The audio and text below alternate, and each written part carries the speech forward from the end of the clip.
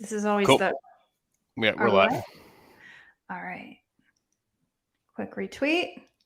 And welcome to the Waiver Wired podcast. It is week 13 of the fantasy football season. If you're still listening right now, my guess is that you are in the hunt for a playoff position, and we're going to help you get there. We're going to help you dominate. We're going to help you win your league. We're going to help you beat your ex-boyfriend, your brother-in-law, your boss, whoever you need to. That's what we're here for. And we have a really exciting show for you today. I'm your host, Jen Piacenti.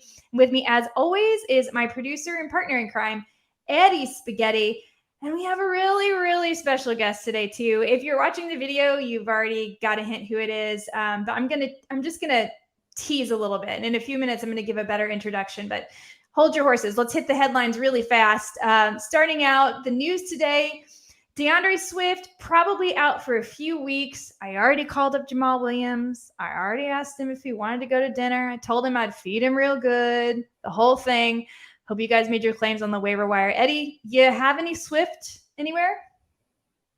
I do not, but he was like the one bright spot of a very, very bad, awful team. But yeah, this is as bad as it gets for people in Detroit right now. If you have him, I don't know what else you do here. I don't really trust anyone else besides DeAndre Swift because I think he's just that much better than whatever they could put back there. The team is just so putrid.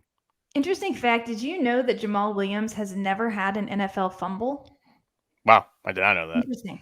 Yeah, you would not have guessed that, but it is true. So he is sure-handed. I call this week Handcuff Appreciation Week, but we'll get more into that later. I certainly hope you got your handcuffs, or maybe you picked up your opponent's handcuffs, or you did that, or you have time to still do it tonight, even if you're blocking somebody. We'll talk more about that later. News is that both Kyler Murray and DeAndre Hopkins were practicing today. That could be positive news. Looks like Daniel Jones may not start, and maybe Mike Glennon. Eddie, how do you feel about Mike Glennon for the Giants? What? He's going to come in and slow down the Freddie Kitchens high-powered offense that scored 13 points. After that, miserable, like we thought we were going to make a change. It was going to be great. Daniel Jones will throw the ball downfield more, which I guess is what Kitchens is known for. But, you don't want to see any part of Mike Glennon. He's miserable. If Daniel Jones can't let the Giants score more than one touchdown a game on offense, I don't think Mike Glennon's going to get it done. Jalen Hurts also questionable for Sunday, which is unfortunate. He says he's going to play, and if he plays, there's no way you don't start him because the matchup for him is absolutely spectacular versus the New York Jets. You'd want to start Jalen Hurts, so keep an eye on that. Hopefully you can start him. He's been phenomenal for me in the Scott Fish Bowl, minus last Sunday. He got a demerit for last Sunday. He got a little lecture from me, so I hope he comes back. And then I just want to mention Thursday night, a lot of question marks still in the Thursday night game between the Cowboys and the Saints. Kamara practiced in a limited fashion. Mark Ingram is fully back. Amari Cooper is cleared from COVID protocols. He will fly with the team, but it is not for sure if he's starting. CeeDee Lamb will be back. Cedric Wilson is out. Tyron Smith is back for the O-line. DeMarcus Lawrence is back. That's good for the Cowboys. Zeke's knee has been a topic of conversation. I believe it's a deep bone bruise, but reports from Jerry Jones himself are that Zeke's going to still see quite, a decent amount of carries. Problem being, bear in mind, New Orleans Saints allowing only 66 yards per game on average to opposing running backs. So, it could be a tough game for Zeke, but he's probably going to get across the end zone for you. Punch one in. I think you can feel comfortable starting Zeke, but lots of question marks. And for betting purposes, not a lot of player props out yet. A couple. Strangely, Taysom Hill touchdowns are paying like plus 200 still. And seeing as how he was taking first team reps all this week, even if he doesn't start at quarterback, even if it's Simeon, I think that touchdown prop is a really good prop to take because they're going to put him in at least for a few packages. And if they're putting him in, it's basically to carry it across the goal line, especially if there could be no Alvin Kamara. So those are the main headlines for today. A little bit slowed down because the news has been completely dominated by the MLB and this crazy CBA expiring and these crazy signings. And I'm just really happy. Every time I see my phone light up like a Christmas tree, I really hope it's somebody not writing me to give me their condolences on Carlos Correa signing with the Yankees. So far, so good. So I think we're going to have to wait a little longer there. But without further ado, I want to introduce our very special guest for today.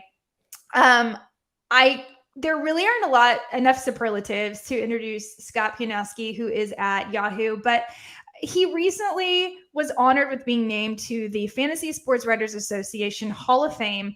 And I can't think of anybody that deserves it more. And I'm just so thrilled and pleased that he's joining us today. Scott, welcome to the Waiver Wired podcast. I have to tell you that I have followed your work for years, and I trust what you say. And I'm really excited to have you here because I try to get on the podcast minds that I think are the brightest and will help people the most. And I'm just so excited to share you with everyone. If they don't already follow you, which by the way, shame on you if you don't, go give Scott a follow.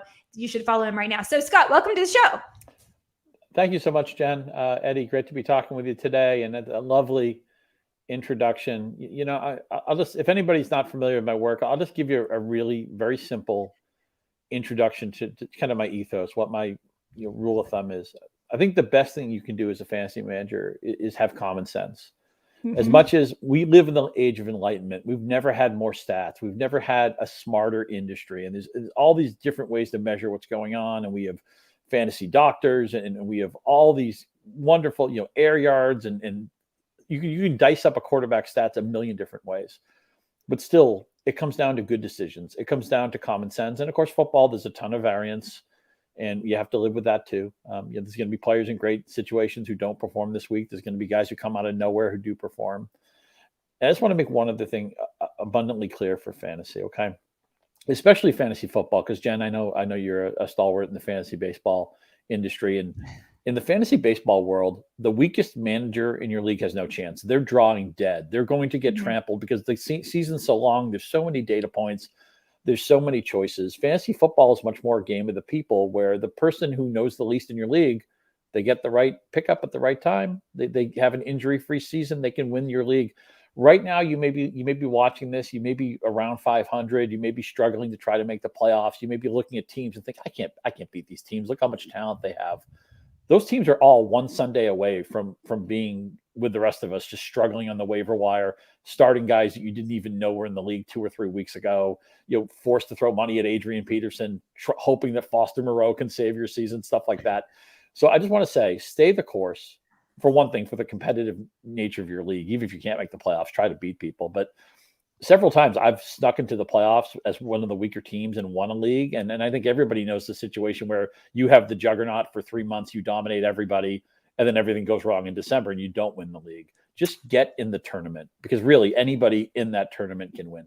That is such fantastic advice. And you mentioned Adrian Peterson. Speaking of Adrian Peterson, Rap just tweeted that the Seahawks signed Adrian Peterson to their practice squad. Yeah, I guess Franco Harris didn't pass the physical, or they didn't like the 40 time on that. Sorry. I mean, obviously Adrian Peterson. Damashek was pushing for Franco to the Seahawks, I'm sure, but or maybe Jerome Bettis is still in game shape. But man, who thought Seattle 3-8?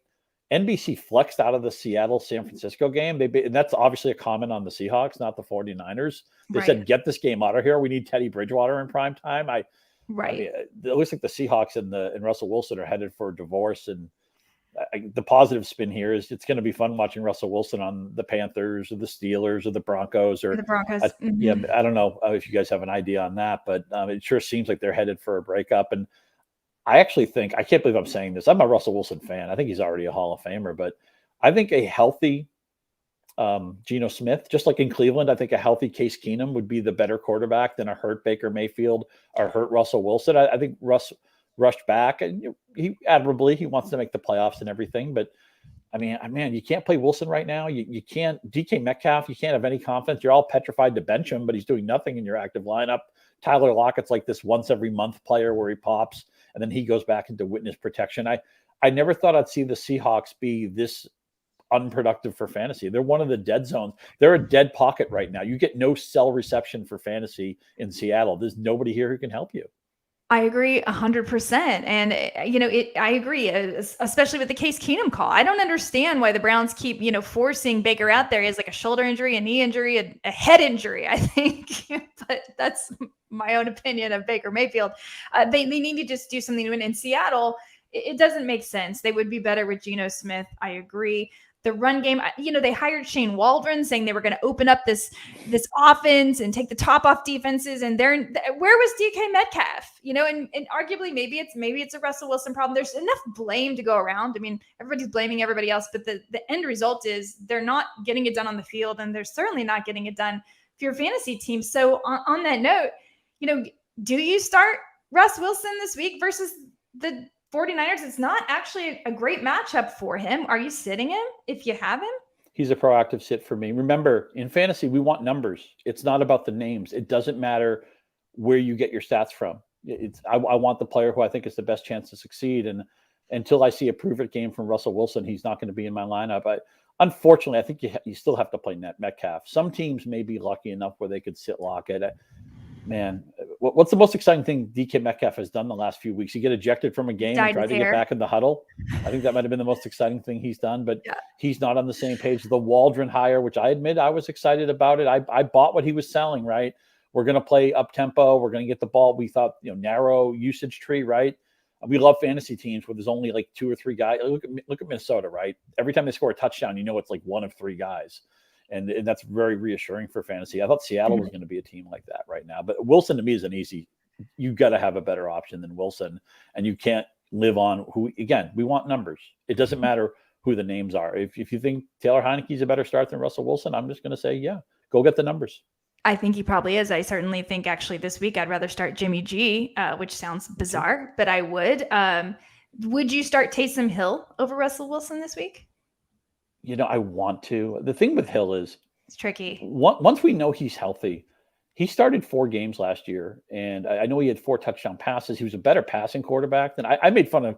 I was on part of the Twitter mob that made fun of Taysom Hill for like 3 years and said, "What are they doing? Drew Brees is the Hall of Famer. Why does Sean Payton have this Taysom Hill, affiliation?" And then Hill played last year. I'm like, he's a better passer than I thought. We know he's a good runner at the goal line. 4 passing touchdowns, 4 rushing touchdowns. That you want the Konami code, right? We all know this going back to Rich Rebar. We love quarterbacks who run the ball. I know Hurts didn't do much for us last week, and Newton was kind of a flop. But it's such a backboard when you have a quarterback who's already got 40 to 60 rushing yards in his back pocket, and maybe the goal line equity. I would expect. I like that prop you were mentioning earlier of Hill at plus 200. I know part of that is we don't know what his role is going to be, how many snaps he'll get, but I think I would punch that before that number changes.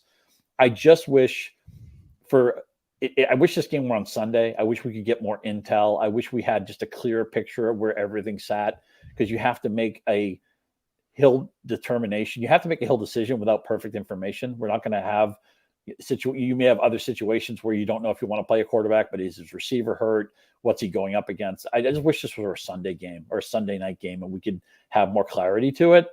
That said, please punch that prop. Taysom Hill's going to score a rushing touchdown this week. I don't know how well he's going to play. I don't know how many snaps he's going to get, but he's going to be in the end zone at some point on Thursday night. It feels like he has to. Like, I don't know who else they're going to go to, and I agree. Like, I don't know that you necessarily want to start Taysom Hill this week, but I do think that he might be someone that's good to put a waiver wire claim in if you have room on your bench to help you down the stretch. Because one of the strange things that's happened, listen to this stat. In the last 4 weeks, just 4 quarterbacks have averaged more than 19 points per game, and only 2 have averaged more than 20. And this is including, some of the top guys like Patrick Mahomes, Jalen Hurts, Lamar Jackson. It just hasn't been these incredible, at the beginning of the season, Kyler Murray was going off, and Dak has been very up and down. And we just felt like we were getting all these points. And then recently, if a quarterback gets you 15, 16 points, that's pretty good. Like, I'm okay with that. That's cool. So I think it's good to have Taysom Hill around. I think he's the kind of guy that could help you if you lose a quarterback. I don't even know, like you said, Baker Mayfield and Russell Wilson, will they even finish the season? Will decisions be made where they don't play? I think you hit, let me jump in for a second. I think you hit on a really key trend of maybe the fast 4 to 6 weeks. And I guess that applies to the season as a whole. Think of every named quarterback. Think of every quarterback who's been mentioned in the MVP discussion, which, now that we can bet on this stuff, we're always talking about stuff like MVP. And every one of these quarterbacks has either gotten hurt, gotten COVID, or gone through a really rough patch where we couldn't trust them. Kyler Murray was the favorite at one point. He's missed several games. The Chiefs had a 3 or 4 week period. They couldn't get out of their way. The Bills somehow lost to Jacksonville. They've had some weeks where they haven't looked good. Dak Prescott, he's had a couple of no-shows for the Cowboys. I think getting Smith back, their left tackle, is a huge plus for them. At least the offense looked good on Thanksgiving. That's not the reason why they lost. And Prescott's splits when he has his left tackle are so much better. Kirk Cousins is a guy who has broken everybody's heart at some point. Tom Brady didn't do much in the win over the Colts, and he looked terrible in that loss to the Saints a few weeks ago. Usually in fantasy and in the NFL, there's 7, 8, 10 quarterbacks you can set your watch by every week. They put up 20 plus fantasy points. They put up 300 plus passing yards. They put up multiple passing touchdowns. Maybe they're running quarterbacks. And this year we've had to navigate. I don't know what Lamar Jackson was doing last against Cleveland. I know he's had some issues with his stomach. He's missed some time. He looked terrible in that Miami game. Mm-hmm. I never remember a year where the quarterbacks have been this inconsistent, because again, usually there's like 7 or 8 offenses. Okay, I feel this is a safe zone for me. This team's putting up 30 every week. We thought the Chiefs were that team, then they weren't. We thought the Cowboys were that team, then they weren't. We thought the Buccaneers were that team, then they weren't. Bills, up and down team with the Bills. Anybody in the AFC North can look. The Bengals on the right day look like maybe a factor. Yep. On the wrong day, it's like, okay, I don't know what they're doing here. The Colts have been kind of a hit and miss team. The Colts and the Vikings, I have a feeling the end of the year, we're going to see one of those teams, maybe both those teams not in the playoffs. And we're going to be like, I thought they could go deep, but they didn't qualify, right? Just the Vikings have a 7-point lead, I think, in every game this season, which is unbelievable. Think of how did the Colts ever lose to the Ravens? The Colts easily could have beaten Tampa Bay last week. They've let some games slip by. So that's been, to me, the season is that we look for form. We look for things that are consistent, things we can hang our hat on. And I think it's been a lot more difficult to find it this year because the quarterback play has been so inconsistent. It has, and it's been frustrating, but it's okay. Like you said, even if you've had inconsistent quarterback play, you can still make it into your fantasy playoffs because you're probably just 1 or 2 wins away from that right now. I believe there's 2 more weeks left, which, by the way, today is a trade deadline for a lot of leagues. December 1st, also the CBA expiring, also all these things. I don't know. December 1st is a big day here in the sports world. So I wanted to ask you if you had any recommended trade deadline moves. Like, should I go target Jamal Williams? Like, is there anybody that you think would be smart maybe to acquire for down the stretch? Yeah, if we were talking in the summer, I would have poo-pooed the idea of the understudy running back, the handcuff running back. When I'm building my roster early in the season, it's like a baseball game where I want to play for the big inning. Okay, we're batting in Coors Field, and I'm thinking I want to score 7 runs, 8 runs, 10 runs. I want to build a juggernaut. By the end of the season, it's kind of like late in a baseball game where like bunting's like the dumbest thing you can do in baseball, right? But if you're in a tie game in the 9th inning, it might be right to bunt or pinch run or something like that, something you'd never do in the 1st inning. Right. Your winning scenario should be a lot more specific now. So you do things that you normally wouldn't do. I'll give you one really quick. It's not maybe the highest upside tip, but I guarantee this is available to you because it's available to me in a lot of leagues. My leagues are super competitive. Look ahead for a defense you may want to play next week. Okay, Green Bay is off this week. I forget their opponent off the top of my head, but they're playing somebody. I think maybe it's the Bears next week. There are like 3 or 4 defenses that I wouldn't play this week who have great matchups next week. Look ahead a week or 2 on defense. You would never do this in September. Who carries 2 defenses? It's like the dumbest thing you could do. Look at who you're playing. How can you block? Maybe you didn't need Foster Moreau, but your opponent needed a tight end, so you get Foster Moreau and block him. There are situations where I might handcuff a position where I would never do it. I'm in one deep 20-team league where unfortunately my quarterbacks are Tua and Baker Mayfield. I have to have Case Keenum because I'm just worried that Baker Mayfield may be scratched. So unfortunately, Case Keenum's become mandatory insurance for me this late in the season. I would never do that early in the year. So just our winning scenario is a lot more specific now. We're not just playing for the big inning and trying to get the juggernaut team. And I think that has to be part of, again, look ahead on the schedule. Look at, now we know who has a really good week 14, week 15, week 16 matchup in special areas and try to take advantage of that. And another reason why we're looking ahead, you may have spent all your fab money. Maybe you have no leverage in the free agent game. If that's the case, you got to be proactive. You got to try to rub that magic 8 ball and say, okay, what player who's not rostered right now is just one injury away or one depth chart change away from having a big spike in value. Maybe I need to get that player now because I won't have the leverage to get him when he's obvious a week from now. And you're right. And I'm always a fan of picking up players when they're on their bye week. Even you may even get lucky. Like I think a lot of people got lucky and they were able to acquire Alexander Madison this week because so many people dropped Alexander Madison because of bye week squeezes. And you're going to see these changes happen. Be the person that's on the proactive side of that. So, for instance, maybe you want to pick up Marquez Valdez-Scantling for 2 weeks from now. You need a deep waiver wire ad because he's on bye this week. So no one's going to be thinking about it. You might be able to get him for $0, right? If you don't have fab, that's a situation you could go for. So I'm a big fan of that. Dontrell Hilliard, Hilliard for sure, who looked good in that New England game, and not just a touchdown run, right? I mean, he had a good yards per carry, even if you take that long play out. We saw the previous week he had a bunch of catches, and then their receiver room is so banged up right now. Right. There's somebody, whether it be a trade, a pickup, somebody there may be. This is something that to carry in for next year too. I feel like trading season starts when the bye weeks start, because the season gets deep enough in, people start getting desperate, and you get a team that has to win this week, and their best players are on bye, their best running back. I was in one league where I had a losing record. I had Austin Eckler on bye, and I needed to win. I peddled Eckler all week. It turns out I didn't trade him and somehow won that week anyway, and my team has kind of gotten back into contention, so I got very lucky in that situation. People don't like to trade in September because everybody thinks they drafted a great team. Once the season has a personality to it, once injuries kick in, once bye weeks kick in, that motivates people to make trades. And when you're trying, let me tell you something else too. Let's just say, for whatever reason, you wanted to trade, I don't know, you wanted to trade Odell Beckham. You don't go to your league and say, oh, Odell Beckham's for sale. He's on the block. Who wants Odell Beckham? Say, I really like my receiver room. I think I have excellent depth at receiver. I'm looking to get some help at running back. Do you like any of my receivers? And let them come to Beckham, or let them come to the player that you're trying to maybe want to move, Terry McLaurin, whoever. It doesn't matter who you want to trade. Right. Just don't broadcast the player that you're shopping. Put that let your whole roster be in play. You don't know who your opponents are going to make some silly offer for. Anybody's tradable if somebody makes you the right offer, the grandfather offer, right? I mean, somebody makes you a Herschel Walker. I'm dating myself here. A Herschel Walker trade. The Cowboys had Herschel Walker. He was an asset. And Minnesota said, here, basically take our draft picks for the next 17 years. Dallas, yeah, sounds pretty good to us. And they set up their franchise that way.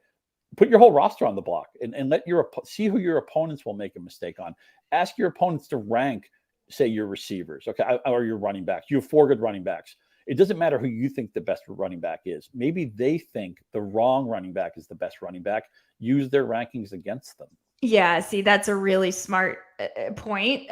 It's not how you rank them and how you feel about them. It's about how your opponent perceives value. And that's where I think we make mistake with the offers too. Like, we're offering what we think is fair. A lot of times you'll get an offensive offer for a trade, and maybe they're not trying to offend you. Maybe that's how they value, or vice versa. So you always have to think. And the other thing is, I like how you said, I like my wide receiver room. I'm looking for running back help.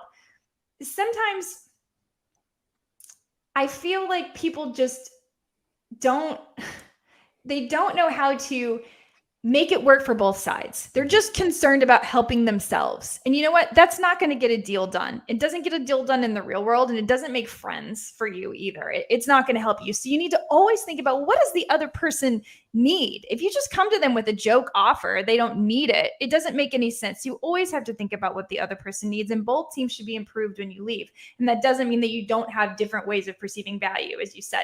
And if you happen to play in a league with someone like me or Scott, you can probably go read a couple articles and figure out who they value and get a little bit of an advantage. Not that I'm helping anyone out, but like, I play in this league with a bunch of ladies, and they're awesome. They're fantastic.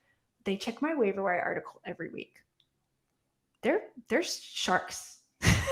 Yeah, I made a mistake in my hometown league. I invited somebody who listens to the Patreon podcast I do with Michael Salfino, and now he's always bidding me on guys. It's like, oh, well, how come I didn't get the player I wanted that I thought we had a stealth pickup, recommendation on? Oh, it's because I invited this guy who listens to my show, which, like, it's the price of doing business in our game. And totally. I get it. And you're right. Trading. Another thing with trading is, I always approach trading. I'm not a cutthroat trader in the sense that I try to trade with people with the idea that we're going to make trades in the future. That's going to be a relationship. Right. I'm not looking to take advantage of anybody. I'm looking to try to find win-wins. And again, you have depth in a certain area. If you have the receiver depth, do a little bit of legwork in your league. And when you see another team that has a loaded receiver room, that's not your trading partner. You don't match up. You want to find somebody who needs what. Yeah, it's really simple, but you have a bunch of apples, they have a bunch of oranges, and you trade that way. Because people are more comfortable trading from strength. and they're more comfortable when they're addressing a weak position. If somebody has the same roster composition as you, it's going to be more difficult for you to find a trading partner. So, it doesn't take that long. Just do a little bit of legwork and try to see where the win-win is, and approach the trade with the idea that you're going to be trading with this person in the future. That's right. Great. All right. We got a question from Dave Damashek. Are you hanging around, Scott? Can you take this question? Let's see. Of course. What are Scott's thoughts regarding Dawson Mercer and Jack Hughes Devils having a brighter future than Spaghetti's blue shirts? Wow, Dave. Well, I'm a little, again, going to date myself here. I'm a little bit biased towards Jack Hughes because actually his father, Jim Hughes, was a great defenseman at Providence College where I matriculated. So I've been following Jack Hughes and Quinn Hughes, who I saw play at the University of Michigan. I live in the Metro Detroit area. So although I got to admit, I watched the Rangers play my Bruins a few nights ago, and I thought they were great. Thought they didn't do much in the first period, but they dominated the 40 minutes after that. I don't know if this is Damashek or if this is like bot Damashek, but I love there's a hockey question on this football show because I love to talk hockey. I grew up in New England, and it's basically they slap skates on you when you're like 1.5 years old. All of our moms drove us to hockey practice at 5:30 in the morning and stuff like that. So yeah, I think you just booked yourself a spot on Dave Damashek's podcast with that. Oh, it sounds good to me. Damashek's awesome, man, because here's a guy who ostensibly is a sports writer, but really he wants to talk about my pie. He won't let me eat the kind of pie I want for Thanksgiving, but other than that, he's an okay he's guy. a man of taste. He wants. I love how he's always breaking down the number versus number quarterback matchups, or who has the best uniforms, which team is wearing the wrong uniforms and stuff like that. I've been dying to have Damashek on one of my pods so we can just have a draft about who is the best throwback, NFL uniforms. And we can do 3 minutes of content and like 55 minutes of silliness. I mean, that's exactly Dave Damashek. I mean, that's what makes him so much fun. If in case you don't know, his wife makes gravy that's actually liquid steak, and he's the only one that has rights to that. But it sounded pretty delicious. So I might invite myself over to their house for Thanksgiving next year. That's the first thing I do when I get a steak is I kind of like press it down. So I want to get the plate to be soaked up with all the steak juices. So get the liquid makes out. The broccoli easier to go down. Yeah. So. Scott, thank you so much for being generous with your time. One more quick question before we wrap up. Do you have any must adds for the waiver wire this week? Because there are some people that their waivers haven't run. Who do you kind of have your eye on? Anyone in particular? Madison's obvious. I mean, he should have been on your roster already. I would look to see if Hilliard was available because the bye week may have dissuaded some people. And if Waller doesn't play, I really feel like Moreau is going to be a great DFS play, and he's going to be a great fill-in. I think he's going to catch 5 to 7 balls and maybe have a 50-50 chance at a touchdown. Those are some of the guys I've been focusing on this week. And also, this was painful to do, but I actually spent some fab resources to get Tevin Coleman. I didn't feel great about it, but I think he's got double-digit touches in his in his back pocket right now. And as we know at running back, especially running back 2 in flex position, if somebody touches the ball double-digit times, even as a member of the New York Jets, that does carry fantasy value. It's true. Do you have any affinity for Matt Breida? I do. What touchdowns in 3 straight weeks? The key with Breida, this is a really simple rule of thumb here. Used to be 10, 15 years ago, we all wanted bell cows. And if there was a running back by committee, we ran away. Now, most teams use multiple backs, and it's a rule of 2 and 3.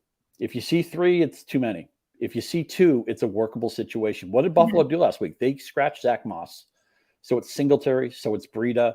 It's down to 2 running backs. When you see any team with just 2 running backs basically touching the ball, and look, Allen's going to run the ball some. He's got goal line equity. I get it. Right. But the key is that Moss didn't play last week. That makes Breida, his touch expectancy goes up. He's playing in the passing game. I don't think there's a game script that would get Breida off the field. So because Moss didn't play last week, I'm much more proactive adding Breida as a fantasy play. Now, would you rather have Matt Breida or Mark Ingram? I think Ingram's a higher upside. I think Ingram could get to maybe a touch count that Breida couldn't. But I feel better about Breida's offense. So it may be a case of managing expectations. I think the floor is probably a little bit better with Breida. I think Ingram might have a little bit more upside. I'm wondering, also with the change at quarterback, what happens if Taysom Hill ends up taking a lot of that. But I think I would rather have Ingram still at this point. But I was just curious how you were feeling about that. I've always liked Matt Breida as a player, actually.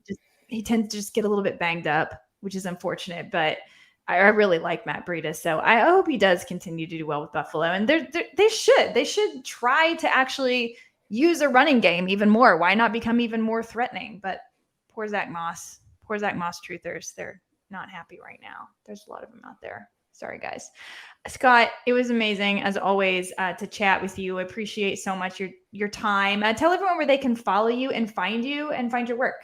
Sure. Yahoo Sports is like 99% of what I do. You can follow me on Twitter at Scott_Pianowski, and talk about whatever. We can talk sports, music, food, dogs in the snow. Doesn't matter. I'm available about 17 hours a day. So I love catch it. me on Twitter, catch me on Yahoo. We do a bunch of suite of podcasts over at Yahoo too, if you'd rather listen to stuff. So I hope you check it out.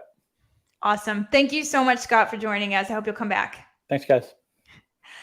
Awesome. That was Scott Pianowski of Yahoo Sports. Please give him a follow. Truly one of the best in the business. Let's just quickly check in on a few waiver wire picks that I have listed for you guys, a few start and sits, and then we'll hit questions and we will wrap this puppy up. All right. Waiver wire claims for this week at the quarterback position. If you need to stream someone for Aaron Rodgers, again, Taysom Hill is someone you want to keep an eye on. Maybe not start him this week, but go ahead and put in that bid. We talked about him earlier. Jimmy G is someone I'd also feel comfortable streaming this week. And maybe even Tua, though I have to say, Spaghetti, your Giants, their defense has been getting better.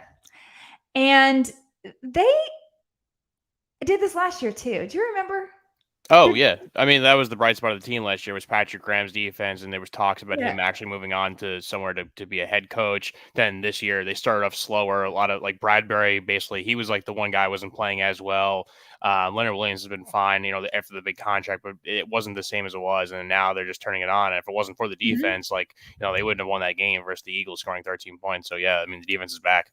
Yeah, they look good. And, speaking of second half trends, that could be a New York Giants second half trend. I don't know, but I kind of feel like I trust it that they're not necessarily a defense that you're going to actively target to start people against for DFS. For instance, Russell Wilson also trending badly in the second half of the season, as he has done in years past. We talked about that. So you may want to consider sitting Russell Wilson this week if you have the luxury. Running backs on the wire, there's a ton of them. At the beginning of the year, we always talk about handcuffing or not. I just want to go down the list of your first round picks. You don't have Derrick Henry anymore. Alvin Kamara has been injured for a few weeks now, but he's been great. Austin Eckler's been healthy, so he's a good one. Dalvin Cook now out for a few weeks at least. Zeke has a knee injury, probably going to be fine, but he's been pretty sturdy. Jonathan Taylor's still rocking if you took him in the first round. Aaron Jones has had to miss for various reasons, injuries, etc. Who else have we been missing? DeAndre Swift now, not a first round pick, but now going to be out for a few weeks. So we have, and of course, Christian McCaffrey, the big news, right? So the question is, do you go pick up Chuba Hubbard? The answer is probably yes, because you probably need a warm body and he's going to get the touches. Though the matchups are really difficult. He's got New Orleans ahead. He's got Bills ahead. That offense is clearly suffering. We didn't even get into Cam because I'm sure we don't even want to talk about it. It's so disgusting. So Chuba Hubbard, if you need a warm body, is someone you can definitely go to because he'll get some opportunity. Of course, the question mark is what are they doing in general with their offense? So Hubbard, Madison, Jamal Williams, again, if you can get him, he was available in 63% of leagues last I checked. Of course, some waivers ran last night, so it'll be more available now. He'll look less available now, depending on your league potentially. But if your waivers haven't run, you might still be in a good spot. Breida, we just talked about. For wide receiver, it's Kendrick Bourne, someone that's been putting up a really solid fantasy floor for a few weeks now. 2-touchdown game on Sunday. He now has 5 touchdowns on the season for the New England Patriots. That's only behind Hunter Henry. And certainly this New England offense is starting to gel. They look really good. Honestly, I think they could win their division, but they're still good. You still get good odds too for them. So consider that if you're of the betting mind, and most of us are if you're listening to this network.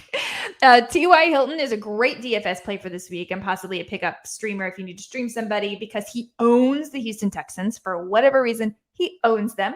Desean Jackson also in a good matchup this week versus Washington. So you could definitely use Washington. We saw, actually Tyler Lockett got a little bit unlocked versus this Washington secondary. So I could see that being Desean Jackson this week.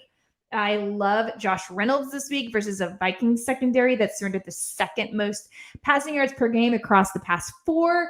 Definitely interested. He's going to be the clear number 1. Now that DeAndre Swift is out too, it just makes a lot of sense. He's reconnecting with Jared Goff.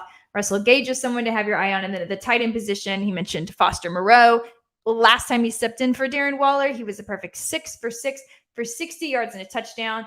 Cole Kmet didn't practice today, but he is someone that you might want to look at for the waiver wire for the future. And Jack Doyle, maybe just throw a dart at. He's seen the end zone 3 times in the past 6 games, and he led the receivers for the Colts on Sunday. So it's possible if you need to stream someone at tight end, maybe if you're DFS games, that's someone you could play. All right, Eddie, how are your teams doing? How's the health of the teams? What's going on? My 2 straight losses in my main league here, and I dealt with 3 guys, 4 actually, if you're going to count Calvin Ridley being out just due to injuries or bye weeks, and I made a bad decision. I thought I was smart. I thought I was going to be ahead of the curve, and I started Tony Jones, former Notre Dame Fighting Irish running back, for the Saints in the Thanksgiving games, and he just couldn't get anything started. And that kind of leads me to this question, and for those that either have Kamara, Mark Ingram as well. Saints have lost 4 straight. They're making the quarterback switch from Simeon to Taysom Hill. Obviously, without Jameis Winston, and looks like Kamara's questionable. 2 guys in the O-line, their 2 best O-linemen are probably going to be out again. Is that just a bad Tony Jones game, or is this a thing where it's like the Saints are just reeling and you can't really trust them as much as you normally would in the backfield? I mean, I think it's both. I mean, remember, it was never a good matchup. The Bills are a really tough run defense. So I don't know how much we all really expected from Tony Jones Jr., but the bigger issue to me is, first of all, Mark Ingram's healthy. So I think he's definitely next in line after Kamara. If Kamara comes back, is there any Tony Jones? Probably not. But then the bigger question to me is the Taysom Hill experiment, right? He was not good for Kamara's fantasy value last year. That was really unfortunate, but true. And it's unfortunate because Kamara is their best weapon. So they shouldn't take each other out. It's the worst, but they might. And so we just have to keep an eye on that. And he could vulture work from Mark Ingram as well. But I still like having Mark Ingram. He's actually been very efficient this year in his opportunities. So yeah, just a bad move by me. Another move that kind of paid off. Well, I got lucky. I made a good trade. Got AJ Dillon. I think I mentioned that before. The handcuff to Aaron Jones. So I also have AJ Dillon had a pretty fine game, over 20 points. Aaron Jones not really involved. Is it a thing where he kind of easing back Aaron Jones from injury, or is there going to be an AJ Dillon kind of he's going to overtake him down the stretch run? What do you think is going to happen there in the Green Bay Packers backfield? I don't think he will overtake Aaron Jones, but I do see a situation where it's a 50-50 split. And certainly this week, I think AJ Dillon could get more depending on how Aaron Jones is. Well, not this week because they're on bye, but the next week, it's possible that they could still be easing Aaron Jones back in. I can definitely see this being a 50-50 split and them letting him carry a lot of the workload. That's how you use rookies a lot of time. Well, not rookies, but young players down the stretch. So, but if it ain't broke, don't fix it. Aaron Jones has been so good. The Aaron Rodgers, Aaron Jones situation is excellent. So if he's healthy, he's still going to get plenty of work. So I'm not too worried about Aaron Jones's value. More about if you can continue to use AJ Dillon trustworthy wise. But as Scott said, if there's 2 running backs, you can trust that. And so I think AJ Dillon probably is flexible moving forward for the rest of the season. That's my guess. All right. Time to move on to our listener questions here.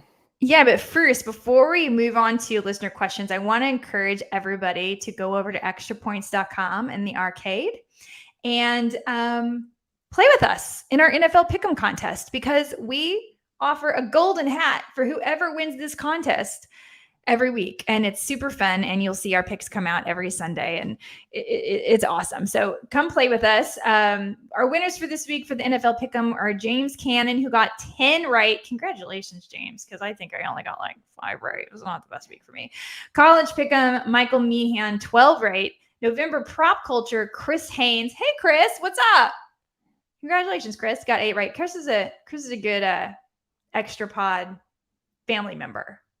He's up on everything. He's awesome. Yeah, I think he's the best. NFL Prop Quiz, Harry. He got 5 right. Harry got 5 right. I'm sorry, Eddie, but he's dominating right now. So Harry, you're on fire, Harry. People love taking shots at Harry on Twitter, but it's like you look at our NFL picks, like he's right up there, and he's winning the prop bet now. He's got a golden hat he could put on his daily picks video. So good for Harry. I'm always team Harry. Yeah, Harry is rocking it, and people pick on Harry, and I don't get it. Like basically, here I'm going to say this: anybody that's out there picking on Harry and I are a package deal. If you get rid of Harry, you get rid of Jen. So you're going to have to be nice to Harry. He's kind of pick-onable. Like, I get it. Like, it's kind of fun to pick on him. He's such a good sport, but I love me some Harry. And not just because he loves Robbie Ray. All right.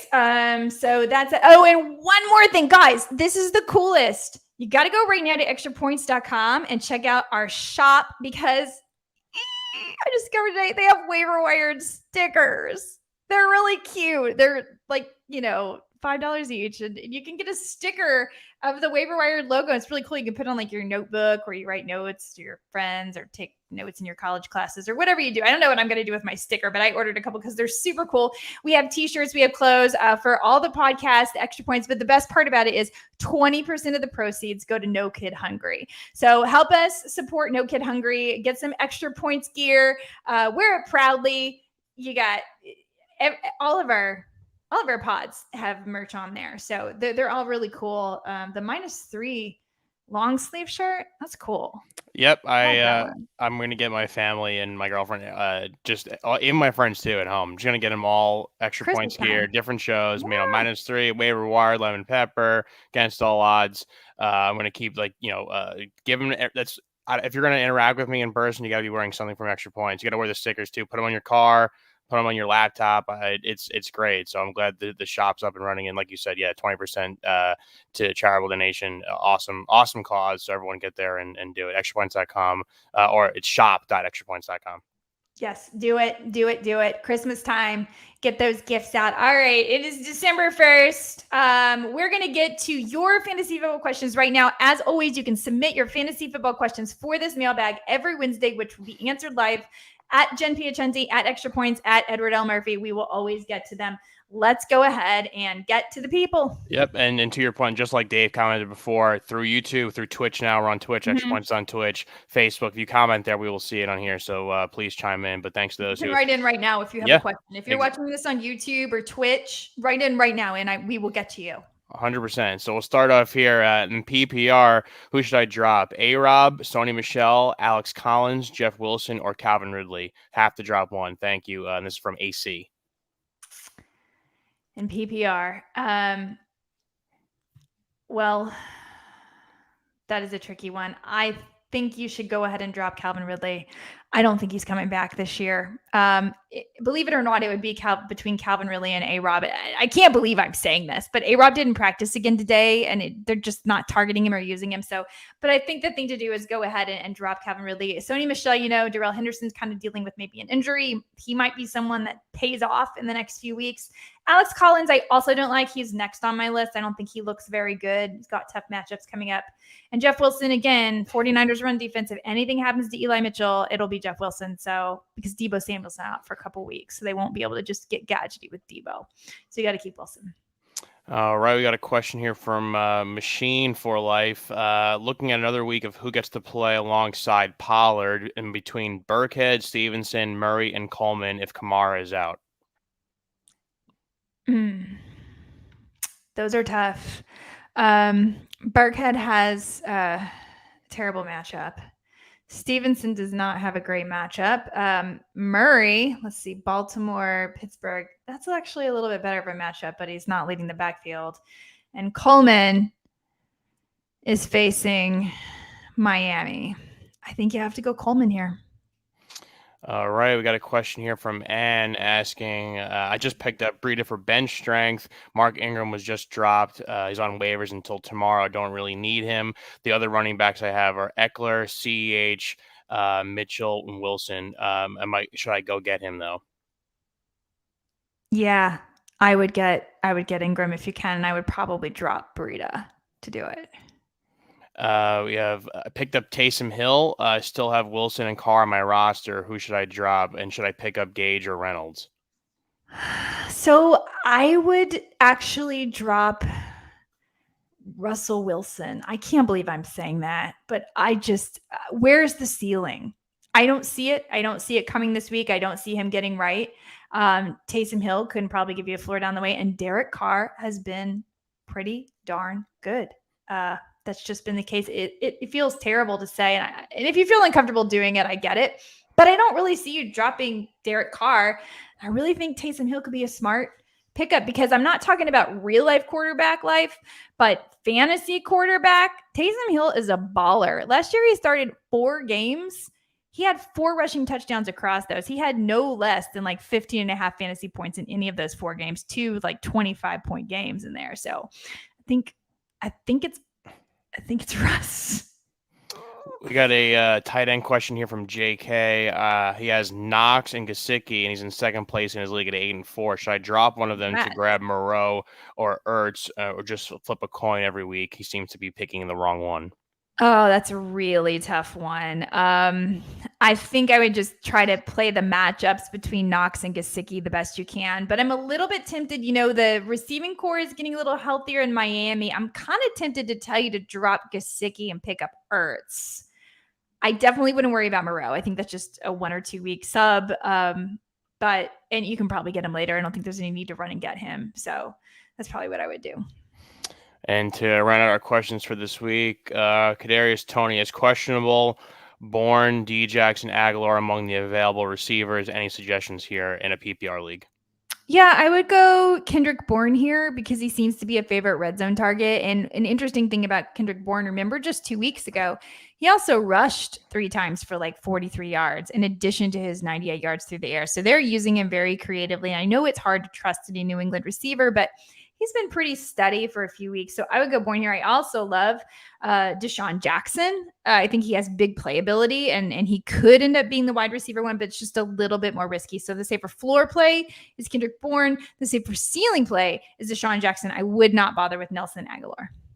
All right. Well, thanks again, listeners, for all the questions this week. Like I said, tweet them, comment live, Facebook, YouTube, and Twitch. Extra Points, that is on Twitch, YouTube, and Facebook, and we will read them live on air. But if not, at Jen Piacenti, at Edward L. Murphy, at Extra Points Pod, and we'll grab them there and we'll read them live on the show.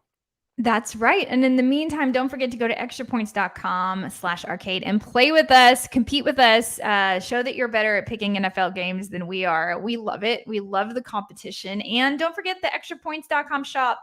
Remember, any merchandise or stuff that you buy there, 20% goes to No Kid Hungry. And we're all about giving back here at the Extra Points Network.